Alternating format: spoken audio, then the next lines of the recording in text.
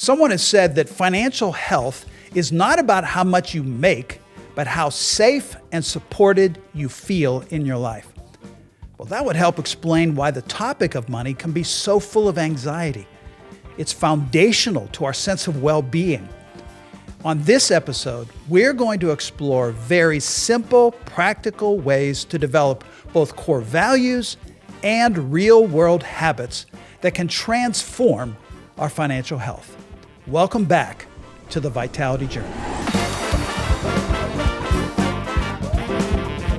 So Penny and I have been married a really long time, 47 years right now, but one of the most intense arguments we ever had was very early on, like year 1 or 2 of being married, and that was over a can of green beans. Oh man! And even today, I can remember the emotions I felt. We're standing in the aisle of the grocery store, and I'm holding it back in the day. You could buy canned things that had name brands, and then there was also generic, and it was like a white label with black letters. Sure. And we had to buy green beans, and I was standing. It was like a 20-cent difference. And I wanted to buy the name brand because I grew up in a family of foodies, and you would never use generic, right? And she grew up as a missionary kid, and we stood there battling, and it became intense. I mean, really heated over a can of green beans. And I tell you that, what's that? It wasn't about the beans. No, it was not about the beans. Principles underneath it that. was about, first of all, when I look back on it, I realize now money and financial issues are extremely volatile subjects.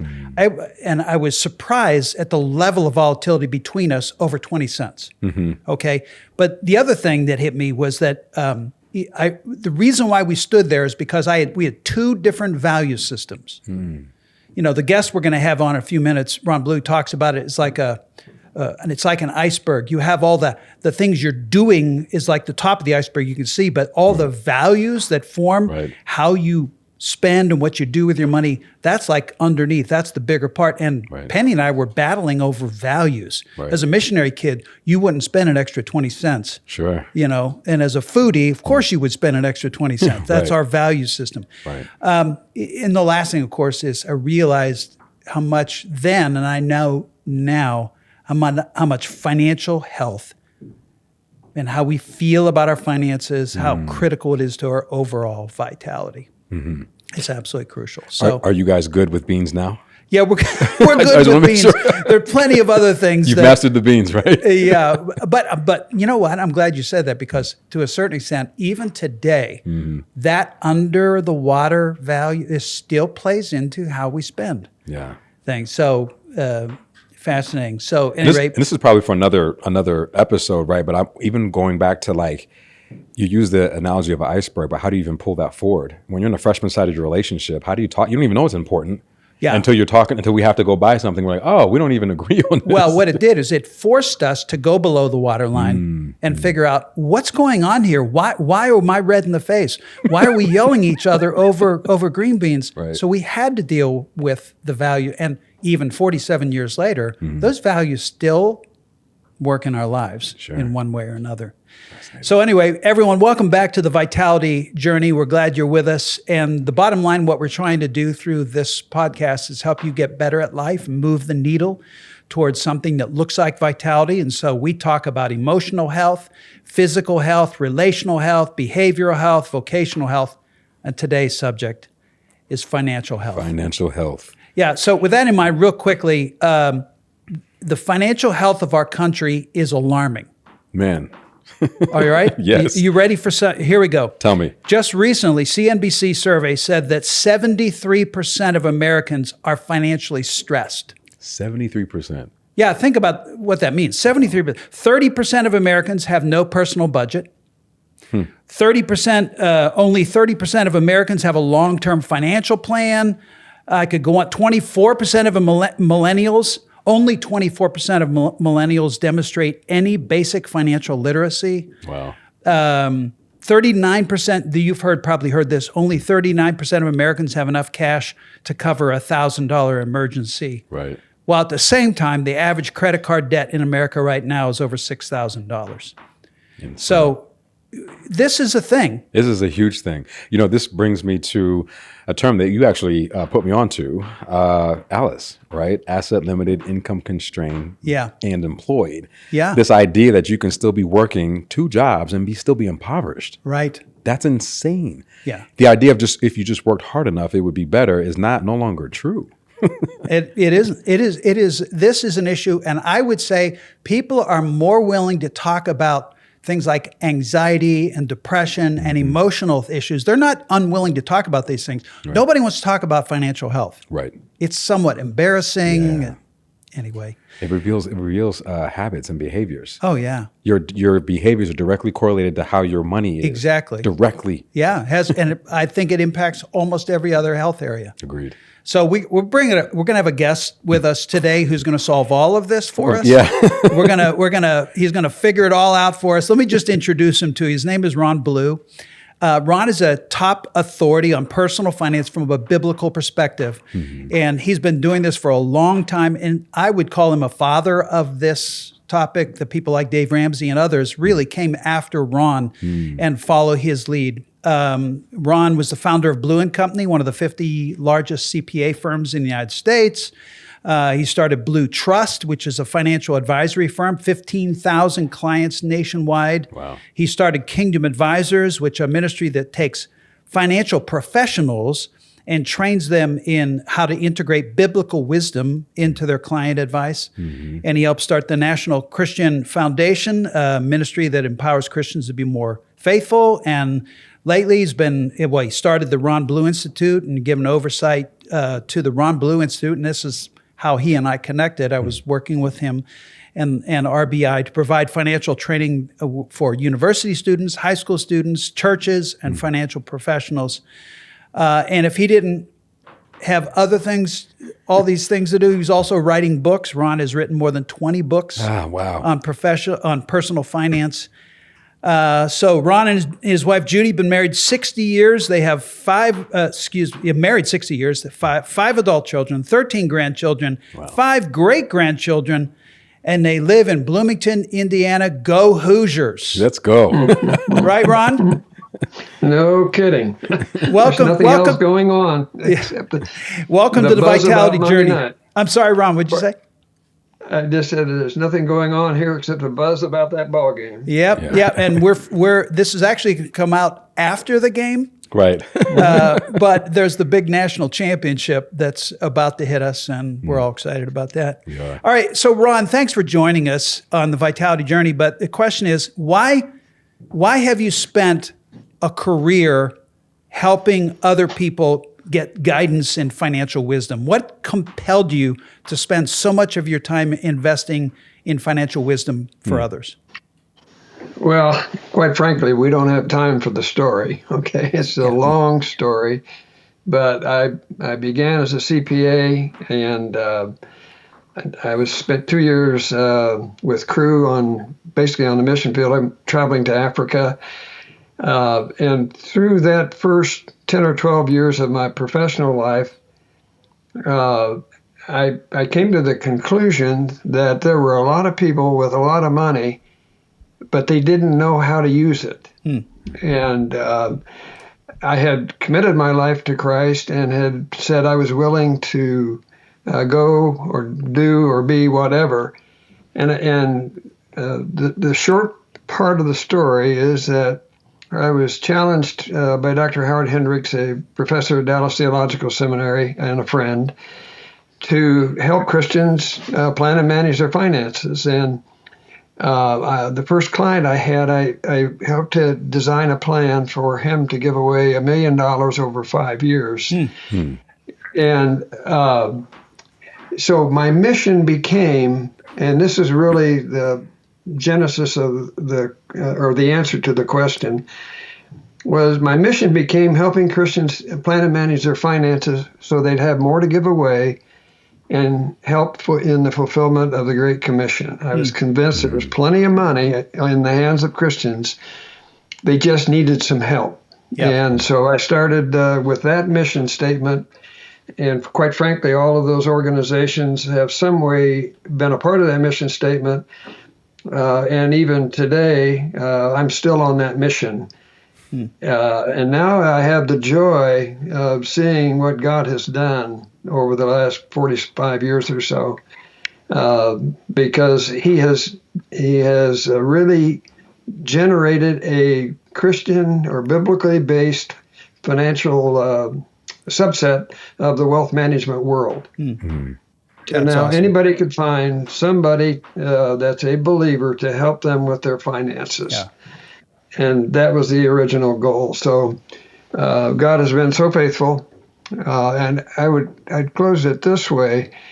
It says in Colossians 2, verses 2 and 3, that in Christ are hidden all the treasures of wisdom and knowledge. And so what I have found is that God's word speaks with wisdom to every financial decision that anybody would want to make. So when you put wisdom and knowledge together, it is in the being of Christ. And that's how you manage your money, putting those two things together. It's awesome. Awesome. Beautiful. So, well, let me ask a really, really basic question. How would you define financial health? That's a really good question, Dave. And I think really almost everybody would like the answer to the question, how am I doing? Yep. And so I think that there's an answer to that question. And if I were going to sit down with a couple, let's say, and they asked me that question, I would ask them a few questions. And what I would be looking for are these answers, if you will. Do they believe that God owns it all? Because that is the first step to good money management, is consider yourself a steward of God's resources. Secondly, I would probe a little bit on their giving, because the sign of a healthy financial situation is generosity. And the reason that generosity is so important is because that's the only way you break the power of money. And so I would look at that. I would look also, are they living within their means? In other words, do they have some margin in their life? Do they have any emergency fund, for example? Because that's the greatest indicator of financial well-being and security, is to have some funds there that you could tap at any time under any emergency. I would look also at their lifestyle, and what I would be looking for would be, there's not a Christian lifestyle, but there is an attitude about possessions, and that is simplicity. Yeah. Because the more you have and the more things you have, the more complicated life becomes, and the more difficult it is to be content. And here's another one that you've never heard, but I would look at their attitude toward taxes. Because taxes in America are symptomatic of income. So I should be very thankful that I have to pay taxes. I just paid a tax estimate yesterday, and I prayed and thanked the Lord that I had the resources to pay, one, and that I had to pay because He had provided so much in the way of resources. So it's an attitude of gratitude, if you will, and it's really evidenced in taxes. And the last thing that I would be looking for is, if it's a couple, how well do they communicate? Yeah. Because it's not her responsibility or his responsibility, it's their responsibility.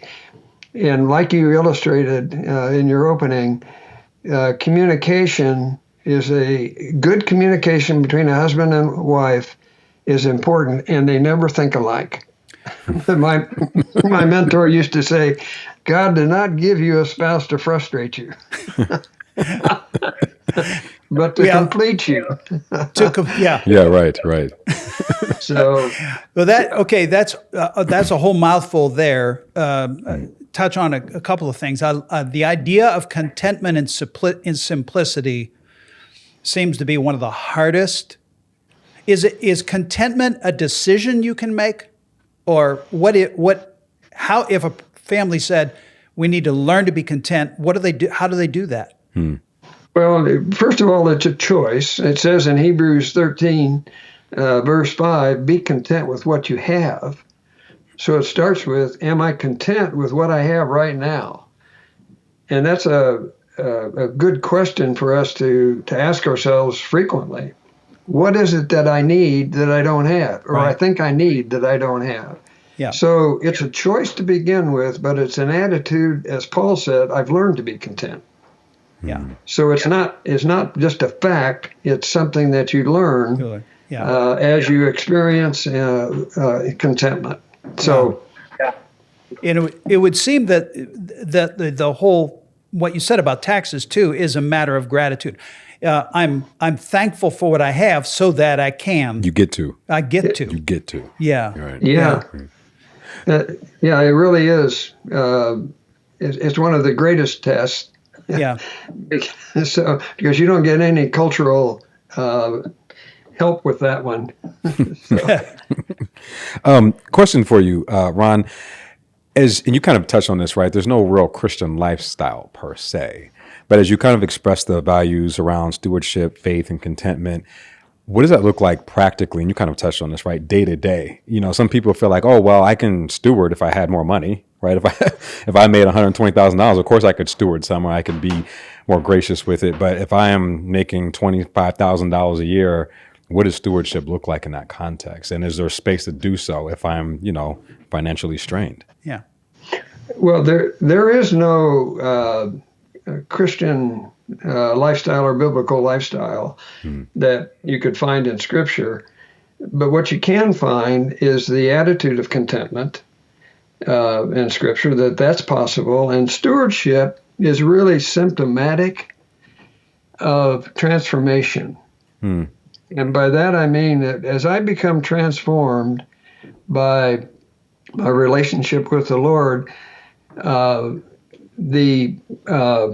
it works itself out in stewardship and generosity. And I think one of the problems in the church today is that generosity and stewardship are preached and taught, but they're the symptom and not the cause.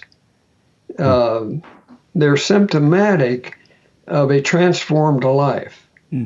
And when you become transformed by our Lord, stewardship is automatic and generosity is automatic. If I've got a transformed heart, generosity is that's a part of who I am. Yeah. And I think you learn, as you have a transformed life, you learn what stewardship and generosity are. Yeah. But they're not the end, or they're not the beginning. They're the end. Yeah. What you're referring to again is that below the waterline, these values that form what you do with money. Right. It starts below the waterline with values, a heart. Let's flip above the waterline for a second. One of the things I've appreciated about what you have taught and what you have written is that, and this really is so simple, but it really got my attention. You say that there's only 5 things you can do with money. And could you explain those 5 things and why that's important in considering how you financial health? Yeah. If you think about it, the only 5 things you can do with money is, I'll start first of all with, you can pay taxes. Okay, that's one thing you're going to do with money. Secondly, you can pay your debt. You for sure are going to do those 2 things. 3, you can give, which is a third one. And 4, you can save for the future through retirement plans or savings accounts. So now, if you think about that, I've mentioned 4 things. Well, what's left? And what's left is your lifestyle. Everything else goes into the lifestyle pot, if you will. And most people look at their financial decisions in a binary way instead of in a way that encompasses everything. And what I have learned is that if you if you look at your tax return, you know what your income is, you know what your taxes are, you know what your charitable giving is. Most people know what they're saving and they know what they're paying in debt. So if I have my income, subtract those four, what's left is my lifestyle. And when you put that in a pie chart, what happens is you see your priorities. And you see the expenses. I'm an accountant, and I think God invented Excel for us accountants. I went through this process with my wife a number of years ago, and I put our finances in a pie chart. And all I did was show her that pie chart with those 5 elements to it. And she looked at it for just a few minutes, and she says, "We're doing okay, aren't we?" And I said, "Yeah, and I've been telling you that for 35 years. And she said, "Yeah, but it was always on an Excel spreadsheet." She said, "I don't get Excel." But here's what she saw.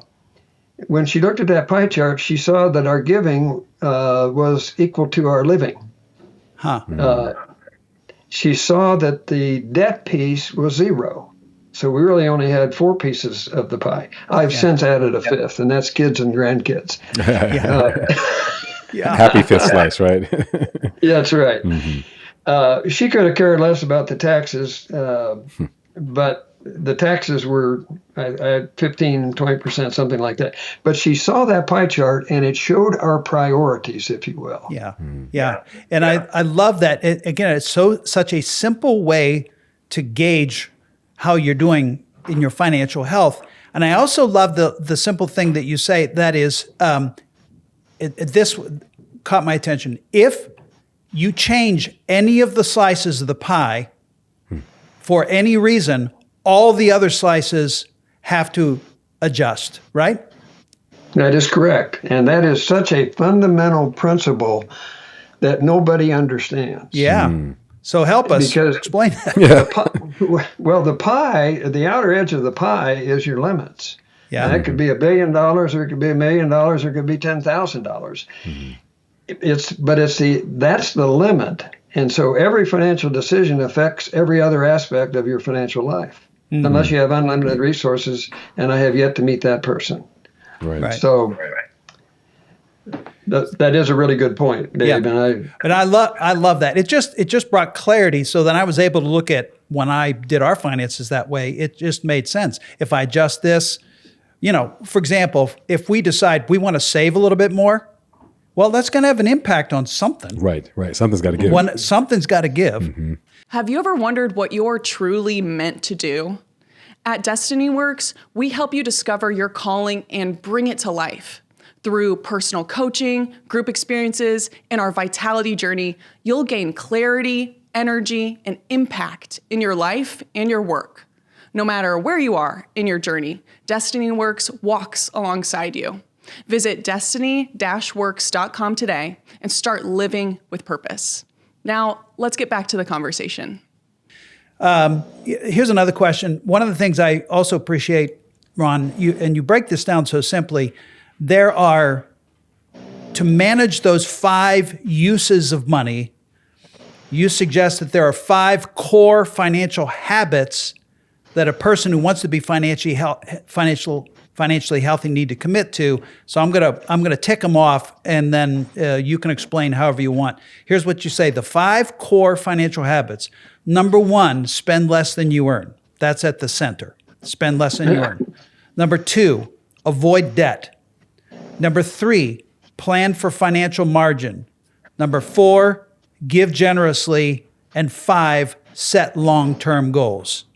Those, I love those. They're simple. They're a little overwhelming when you start thinking about it, but could you touch on some of those, or the ones that you think are like spend less than you earn? That's at the core of the financial habits, correct? Yeah, you can't take step number 2 until you've taken that step. Yeah. What has happened, however, and why people are feeling the 73% that you mentioned that are unsettled with their finances, is that credit and credit card debt has become so easy that I can overspend and not even realize it that I'm overspending, and yet that credit card statement comes every month. So it's a reminder of where I am, and it's one of those things that causes anxiety in people. Yeah. You know, you just kind of think about it. If I never ever got a credit card bill, how would I feel? Yeah. Uh, That would feel like freedom. Yeah. And can I ask a question just kind of adjacent to that? You know, as we think about spend less than you earn. Yeah, spend less than you earn. Man, how to do that when I don't even make enough because everything's so expensive, right? It's almost like everything already exceeds, the cost of living exceeds my income already, mathematically speaking. There's no space, there's no delta for even me to trim that down. What to do? Or is there another ways to phrase or look at that statement if I'm in that particular situation, which may mirror part of that 73%? Well, there's only one thing that can happen, and that is that you have to adjust the spend element, because what has happened over time, what I've seen happen is, you know, when I was growing up, women didn't work in the sense of work in the workplace.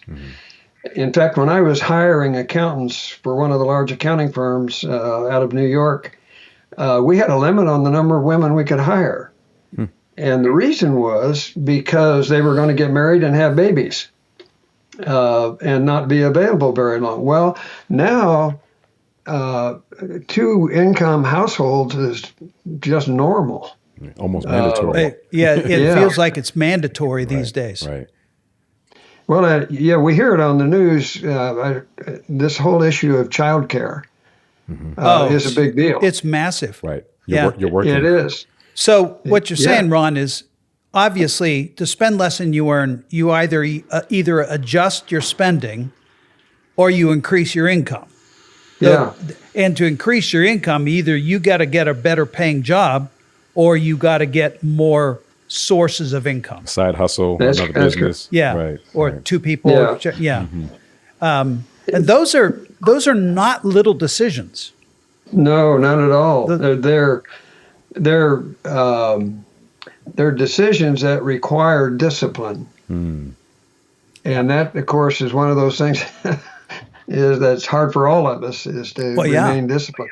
Well, at the bottom line isn't that it? It's discipline. I mean, but it starts. You got to go below the waterline first and say this. We want to be financially healthy. Right. Right. Right. And so that means this is ridiculously simplified, but if I want to increase my stamina, I'm going to go work out. Yeah. I got to go and lift weights or do whatever, or ride a bike or whatever it is. Same thing with financial health. There's things I have to do. But that lifestyle, and I think this is the rub you're highlighting, right? Is like, well, I want to be financially literate and healthy. Yeah.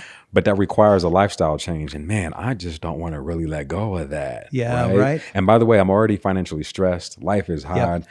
I need the $1 lottery ticket. Yeah. Right. I want the $7 pint of ice cream once a week. Yeah. Do that times 52 weeks, man. That adds up, right? Yeah, exactly. Yeah. I mean, you can get stuck in that real quick. Yeah. Real quick. You know, it reminds me of an illustration. At the church that we used to go to, the pastor he interviewed me and had some things so people knew that I knew something about money. So I had somebody come, they said, we need some help. It turns out he was making $400,000 a year. Oh. And he said, we just can't get by. Sir. He said, we're always behind. So I put their pie chart together. And I think it was 27% of their income was going to consumer debt. Wow. So I said, where did that come from? And he said, well, it's the motorcycle, it's the boat, it's the RV, it's the vacations that were funded by credit card debt for the most part, which they were paying interest on. And so my counsel was, you know what you have to do is sell your toys. There you go. Yeah. And you said this at the top, Ron, you said like complexity, like more things make it more complex. Unbelievable. Yeah. Yeah. And when I told him to sell the toys, his comment was, "Well, I couldn't get my money back." I said, "You couldn't get your money back when you drove them off the lot." So they're only worth what somebody will pay for them. Get rid of them and get rid of that debt. And his wife later told my wife that she broke down in tears. Yeah. She's been saying, "This is not right. This is not comfortable." Yeah. So, Can I ask you a quick question? Yeah. How much of this, Ron, would you say, man, as you counsel people and move through their financial journey, how much of this gets stalled by their unwillingness to change their lifestyle? Where you just have to be like, you know what, you guys, you won't stop buying the widgets, you won't stop buying the toys, we just can't move forward. Do you ever have those types of situations or oh, sure. Okay. I mean, those are the biggies. And that's what causes the most conflict in marriage. Why does God put a spender and a saver together? Yeah. Right. Yeah. Yeah. But changing your lifestyle is a significant decision. Yeah. I mean, really significant, because you're giving up, in those cases, most of the time, things that you dreamed about. Right. Wow. Yeah. Yeah. Yeah. And so it's really hard to do that. And that's, again, why I come back to a transformed life. You know, I don't think you can do it apart from the power of God. You have to have a source of motivation and encouragement outside of yourself. Right. And he said he'll provide for us. He said, "I'll never leave you nor forsake you." Yeah. So that comes back to, do I believe that? Yeah. Right. Do I? Yeah. And he's going to test all of us along those lines, I think.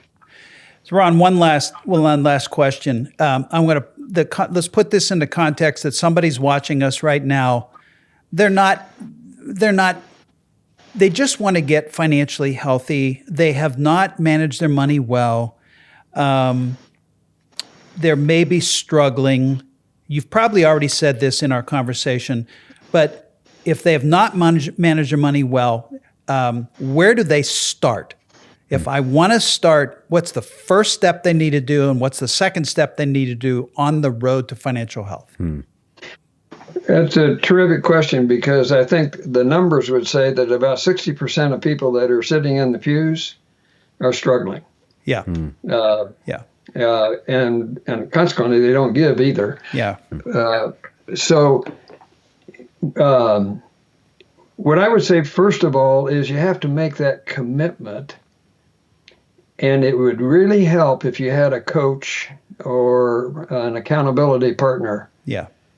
To keep you on track, because it's really hard to stay on track.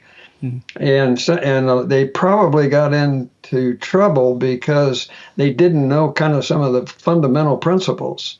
Okay. So they need you're suggesting they need somebody who understands the fundamental principles. That they can. That's like a resource.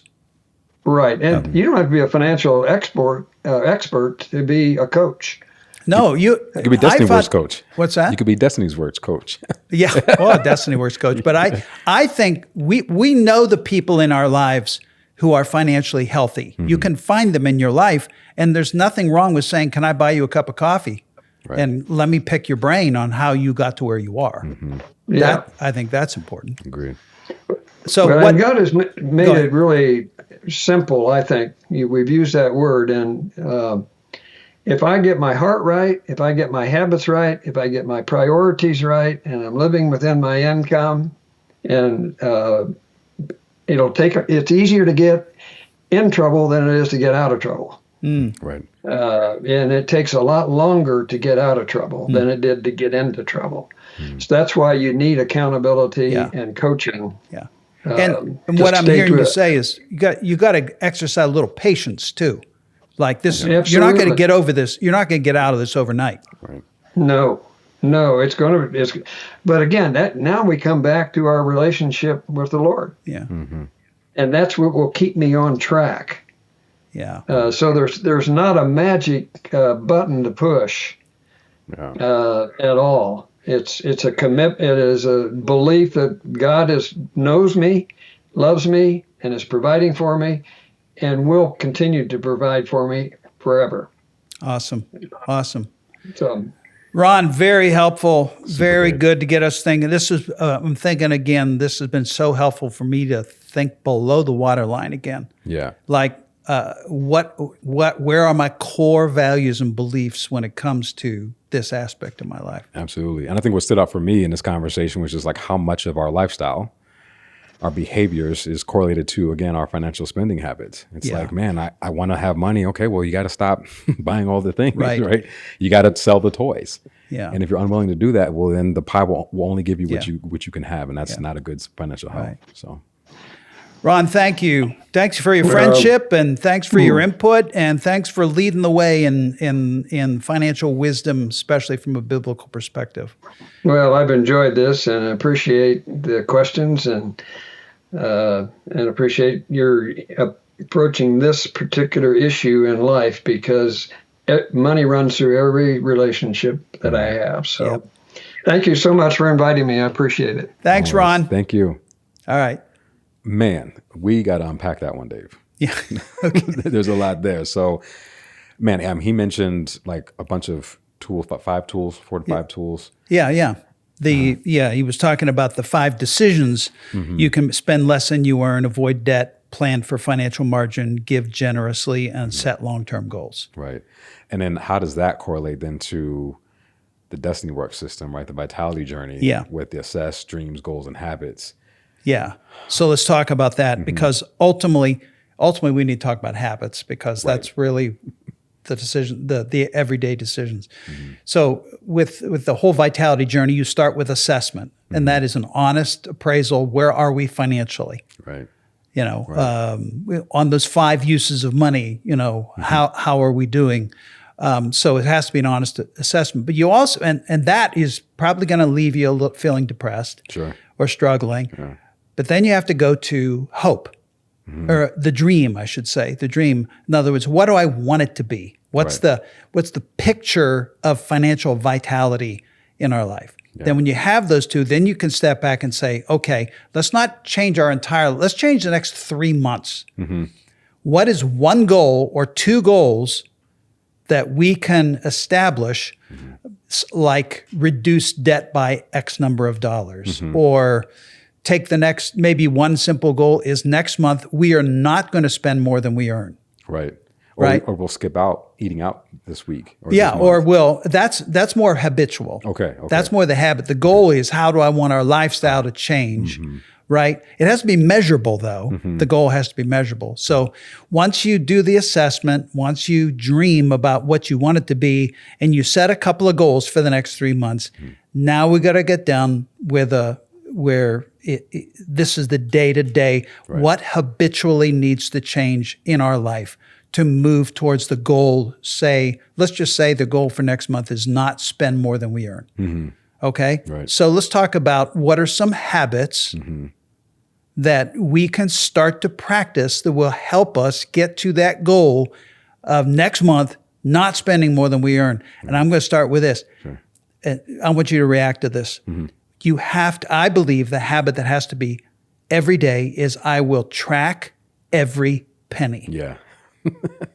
Yeah. Let's talk about that. Man, let's talk about that. That requires, this is the thing, self-introspection can feel so uncomfortable because it requires you to analyze yourself. Yeah.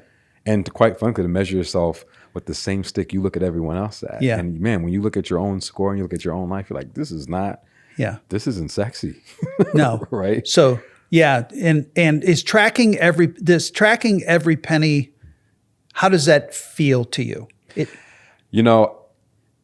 It feels laborious. It feels like it's another thing that I am going to fail at doing, right?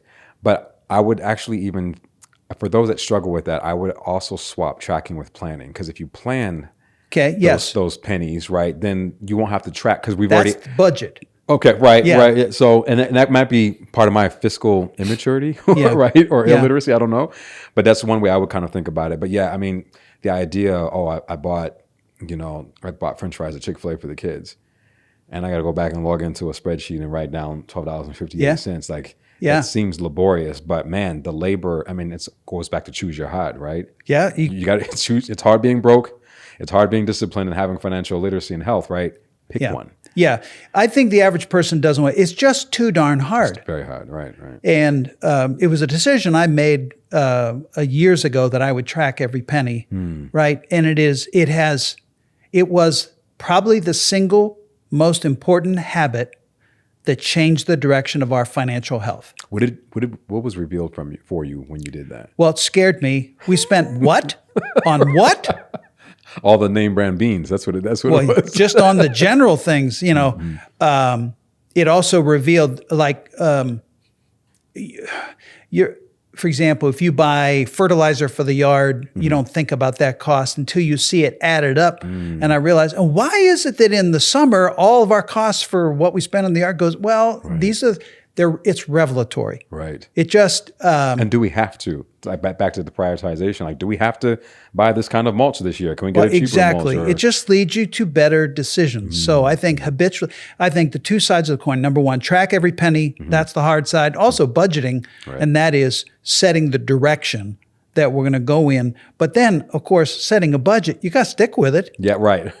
Right. Which, again, I think I mentioned this, when I was talking to Ron, it's like, man, when you don't have it, and you can buy an $8 bottle of wine, and that becomes your thing. Maybe it's only twice a week. Oh yeah, it's still $16 a month. It's still $20 a month, right? That adds up. And so, how do you balance? And I think I get it. I mean, at the end of the day, it's straight no chaser. You just got to bite the bullet and get it done, right? You got to be uncomfortable. But man, this might be part of the problem. Is like we try to negotiate the rigidity of discipline with, man, life is just so hard. And I just wish I could have the ice cream. And that's why it has to start with assessment, which basically leads you to say, I'm sick of being sick financially. I'm sick of being sick financially. Right. And the dream says, here's what I want to be. Right. So when I look at those two things, vitality starts with, this is how bad it is. This is how good it can be. You're sick and tired of being sick and tired. I'm sick and tired of being sick and tired. And I really want to be at this place. Right. Financially, for example, that health factor, then, okay, what are a few goals that we can set and what are the habits we're going to establish? So let me ask you, back to the dreaming part, and again, straight no chaser. If you aren't sick and tired of being sick and tired, and you're unwilling to change your life in these other ways, this is probably not going to be for you. This one won't work, right? The bottom line is no. I mean, what did I see this quote? Nobody wants to weigh themselves. This is talking about physical health, but the fact is it gives you good data to work with. Right.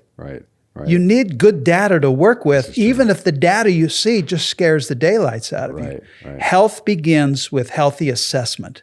Right. Most people aren't willing to, and even I would say, I did a workshop yesterday with the Vitality Journey.